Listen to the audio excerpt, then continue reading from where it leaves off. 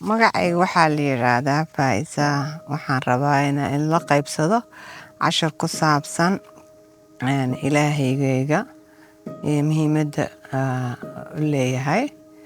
Ilaahay wuxuu jecel yahay qof kasta oo bini'aadan ah in uu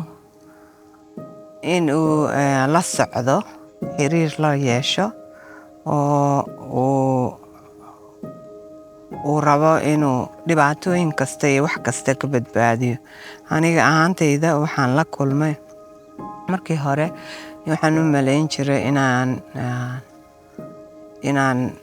wax fiican samaynayo, waan dadaalayay, wax wanaagsan inaan samaynayo, farxayo oo waanan faraxsanaa, waanan dadaalayay.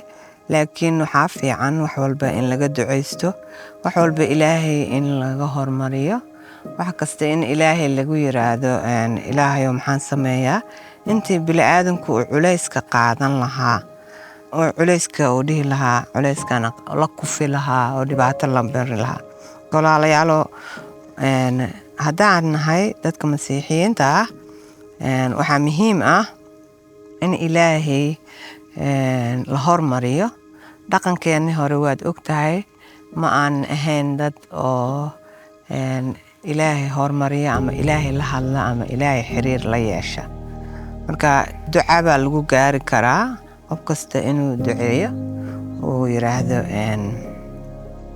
Ilaahayow i caawi si aan xiriir kuula yeesho. Marka aan Ilaahay aamino, waxaan sameynaa waana la baabtiisa oo biyana la maqiya, waa nadiif. Ilaahay waan haysanaa, qalbigeenu ka haynaa. Haddana Ilaahay xornimo in la siiyo waayo si uu noola hadlo. Marka Ilaahay Yaxaana 1:33 wuxuu leeyahay, kitaabkiisa kaga leeyahay, anigu ma aanan aqoonin isaga, laakiin kii isoo diray inaan dadka oo dhan aan biyo ku baabtiiso, wuxuu igu yiri, kii i arkaa ruuxa kusoo degaya oo dul joogsada, kaasuna wuxuu kan dadka ku baabtiisaa ruuxa quduuska.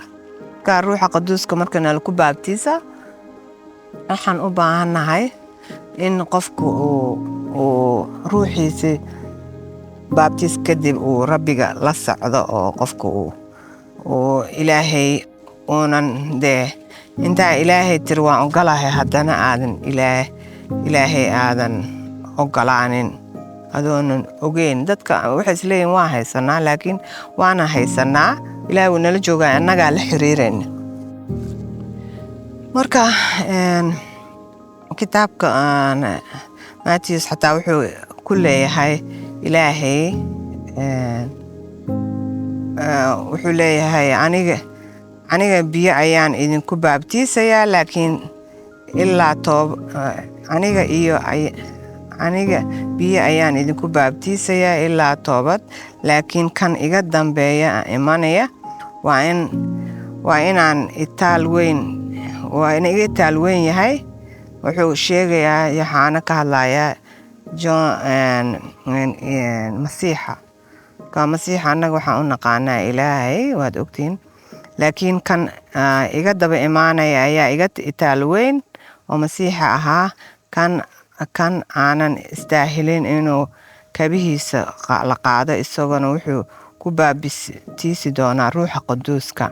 Marka qof kasta oo la baabtiisa, ruuxa quduuska lagu baabtiisaa.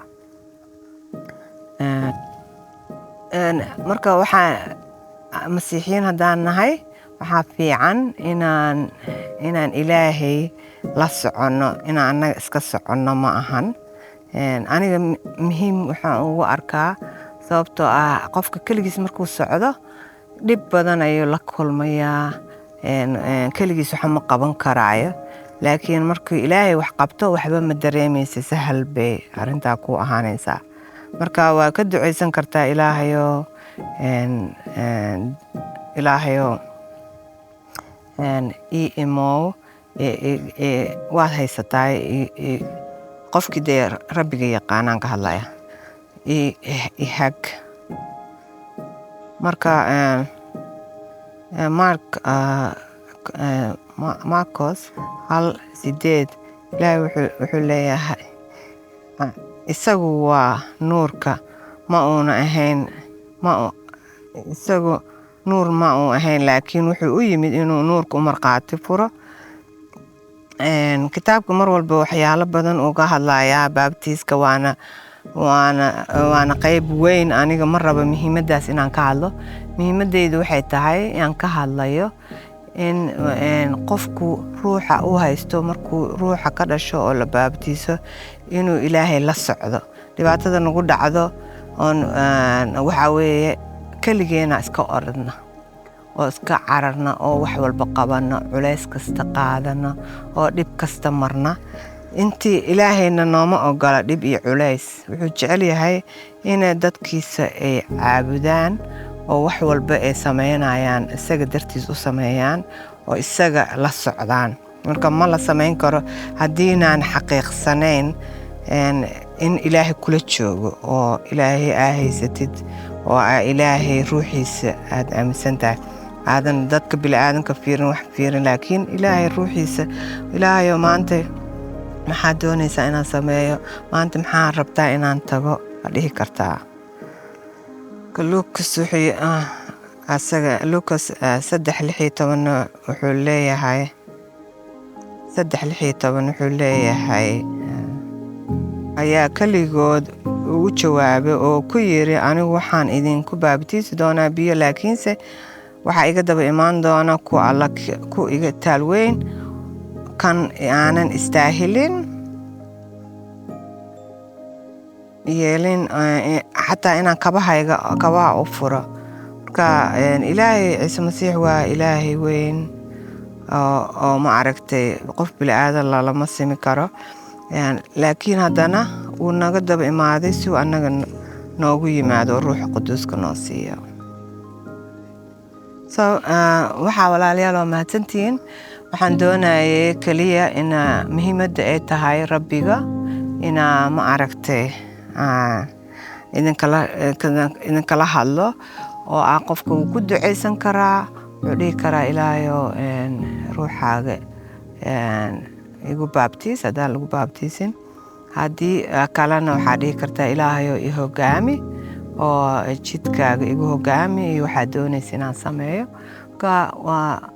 Waxa weye muhiimka waxaa waaye haddaa kaniisada leedahay, haddaa lagu baabtiis already waaba haysataa oo Ilaahay waa kula joogaa. Marka haddii aadan haysan laakiin shaqada iyo culayska ruuxa baro siduu wuxuu kaa celiyo, siduu kuu difaaco, siduu kula joogo, sida ma aragtay dunida in dhibaatada kaligaa aadan u marin oo adiga aadan u silcin oo dhibaatoonin. Waa mahadsantihiin. Intaas baan idinla rabay inaan la qaybsado. Rabbiga ha idin barakadeeyo.